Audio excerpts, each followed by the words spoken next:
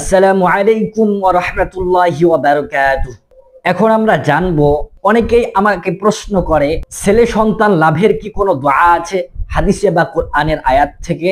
পবিত্র কোরআনে এমন 3টি আয়াত রয়েছে যে আয়াতগুলো পাঠ করার পরে তারা চেয়েছে যেন সুসন্তান হয়, তবে আয়াতগুলো পড়ার পরে আল্লাহ তাআলা তাদেরকে সুসন্তান দিয়েছে, ছেলে সন্তান দান করেছে। সুতরাং সেই আয়াতগুলো যদি আমরা আমল করি তাহলে ইনশাআল্লাহ আমাদের ছেলে সন্তান হওয়ার সম্ভাবনা বেশি থাকে। সেই আয়াতগুলো কি?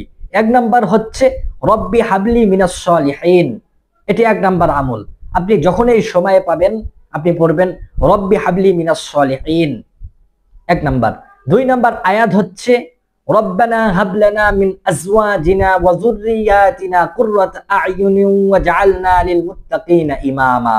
আমি 2 নাম্বার আয়াতটি আবার বলছি, সেটি হলো রব্বানা হাবলানা মিন আজওয়াজিনা ওয়া যুররিয়াতিনা কুররাতা আ'য়ুনিন ওয়াজআলনা লিল মুত্তাকিনা ইমামা।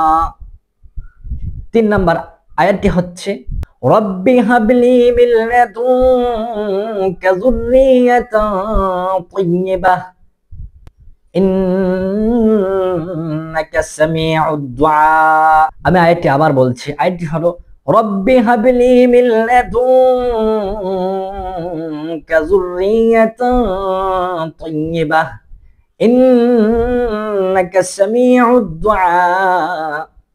এই 3টে আয়াতের আপনারা আমল করবেন, ইনশাআল্লাহ আল্লাহ তাআলা যদি চান তাহলে আপনাকে ছেলে সন্তান দান করবেন ইনশাআল্লাহ।